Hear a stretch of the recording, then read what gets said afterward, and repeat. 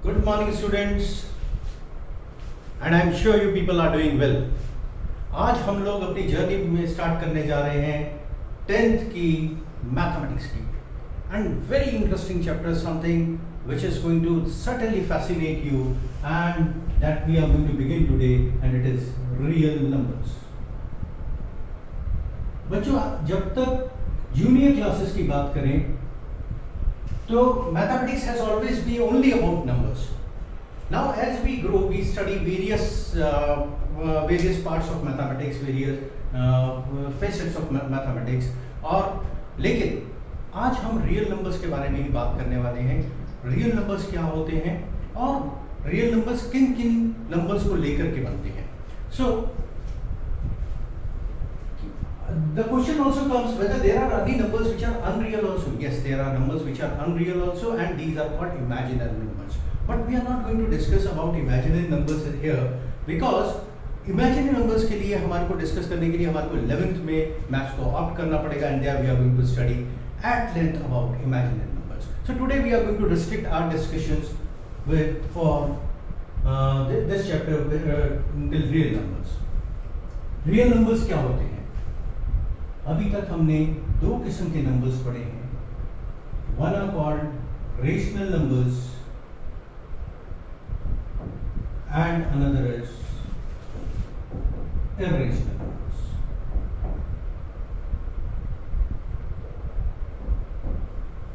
क्या होते हैं रेशनल नंबर्स और irrational numbers? I will not go deep into it because we have already studied in our earlier classes. Rational numbers वो numbers होते हैं which can be expressed in the form of p upon q, where p and q are integers, q is not equal to 0 and they are co-prime.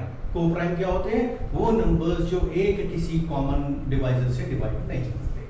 They are called and irrational numbers which cannot be expressed in the form of p upon q. They are irrational. अब हम rational numbers के बारे में बात करें. Rational numbers can further be divided into natural numbers. हम लोगों ने बचपन से पढ़ा है natural numbers. All positive numbers 1 2 3 4 5 6 are called natural numbers. Natural numbers में हम जीरो ऐड कर दें.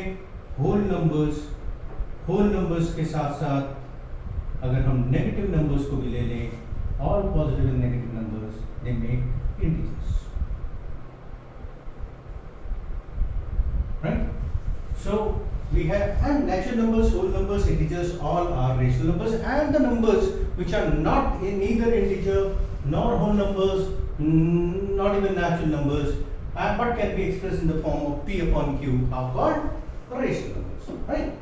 So that is it. और ये भी हमें पता है अगर हम सेट्स के टर्म्स में डिफाइन करें तो natural number is a subset of whole number is a subset of integers, and all these are subsets of rational numbers. तो ये बात हुई नंबर्स की. नंबर्स से हम आगे चलेंगे. अब हमें कुछ प्रॉपर्टीज समझनी है. Properties of numbers, number specifically integers. Integers की प्रॉपर्टीज हमने पहले भी पढ़ी है. हमने पढ़ा है the closure property, we have studied commutative property, we have studied associative property, we have also studied distributive property and so on. लेकिन अब हम उसके बारे में बात नहीं करेंगे. We are going to learn something new. Something new. हमारे पास दो जो है मेन थ्योरम्स हैं जिनके बेसिस पे हम लोग इसको पढ़ेंगे. One is Euclid's theorem, Euclid's division algorithm जिसे कहते हैं, और फिर दूसरा हम पढ़ेंगे फंडामेंटल थ्योरम ऑफ अरिथमेटिक. और on the basis of these two we are going to study the properties of integers. लेकिन before I get on to what is Euclid's lemma, Euclid's algorithm, उससे पहले हमें ये जानना जरूरी है कि ये जो टर्म्स हैं ये थोड़े से नए टर्म्स हैं हमारे लिए. जैसे एल्गोरिथम. एल्गोरिथम होता क्या है? What is algorithm? नहीं, वो इस शब्द के भारी भरकम वजन पे बच जाइए. एल्गोरिथम बहुत सिंपल सी चीज़ है. जो स्टेप्स हम लेते हैं, the steps that we take, the series of steps that we take, जिसे हम प्रोसीजर भी कहते हैं for solving any type of problem. किसी भी किस्म की प्रॉब्लम को सॉल्व करने के लिए जो स्टेप्स हम लेते हैं, this series is called algorithm. ठीक है ना. मैं कहूँ कि साहब मैं आपको बच्चों प्रोसीजर बता रहा हूँ, किसी चीज़ का प्रोसेस बता रहा हूँ, various steps that are involved in that process, they put together are known as algorithm. तो हम लोग एल्गोरिथम समझ गए. एल्गोरिथम के साथ एक नया वर्ड आया है एल्गोरिथम के साथ एक नया वर्ड आया और ये एल्गोरिथम वर्ड आज का नहीं, it's very very old term. करीब 700 BC के आसपास इसको डिस्कवर किया गया था, इसको इंट्रोड्यूस किया गया था। I not discuss much about that also because that's not basically of our interest now. Second thing that we need to understand is lemma. Lemma क्या? ये भी एक डिफरेंट टर्म है जो इस बार हम लोग जो we are encountering a different term. Lemma is sum of a statement which is used, proven and used to prove another statement. I'll repeat it.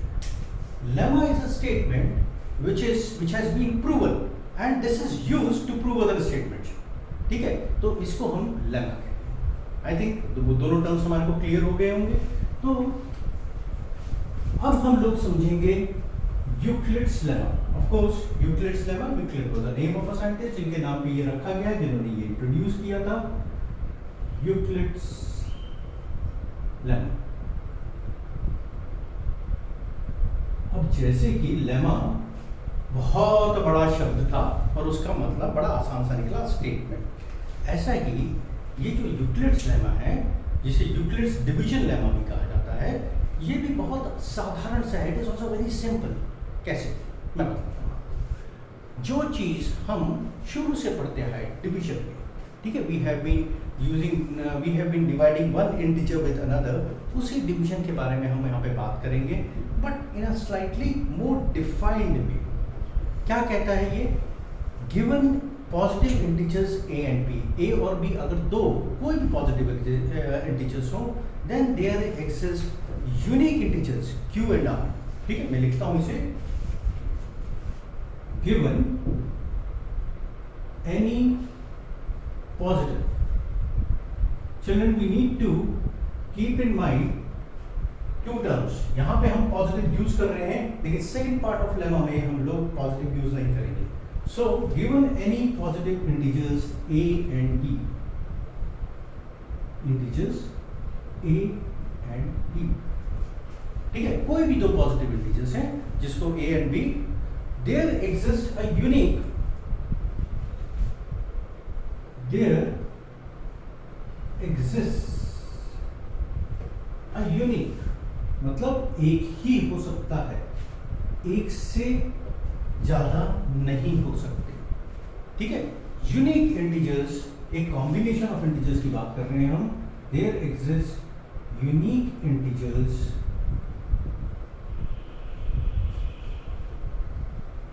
Q and R। ठीक है, Q वही quotient जो हम लोग हमेशा से यूज करते हैं, सच दैट या सेटिस्फाइंग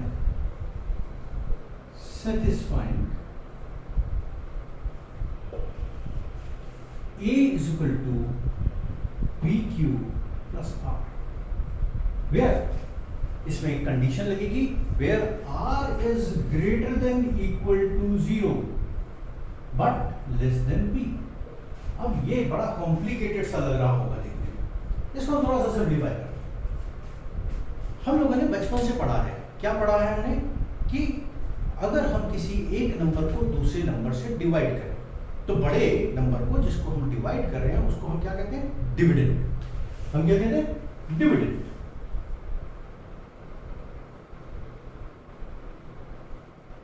इसको जब हम डिवाइड करते हैं तो जिससे डिवाइड करते हैं उसे क्या कहते हैं? Divisor.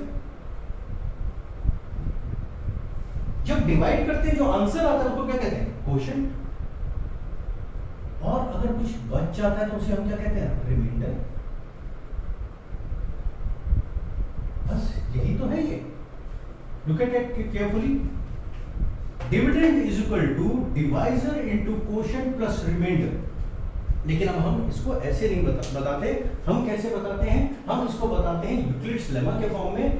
Given any positive integers a and b, there exists a unique set of integers q and r satisfying a is equal to b into q plus r, where r, अब देखिए वैसे भी आप लोगों ने देखा होगा कि यहाँ पे रिमाइंडर कभी भी डिवाइजर से बड़ा नहीं हो सकता। Remainder can not be greater than divisor, वही तो हम लिख रहे हैं, r is less than b। और कभी भी 0 से कम नहीं हो सकता, नेगेटिव डिवाइजर नहीं रिमाइंडर नहीं आता किसी का भी. So we are saying r is greater than equal to 0. Hope it makes the Euclid's lemma clear. इसको हम अप्लाई करना भी सीखेंगे. We will learn where to apply it and how to apply it, but as of now we will restrict ourselves to this lemma. ठीक है, यहाँ तक इसके स्टेटमेंट समझ लेते हैं और इसके बाद हम आगे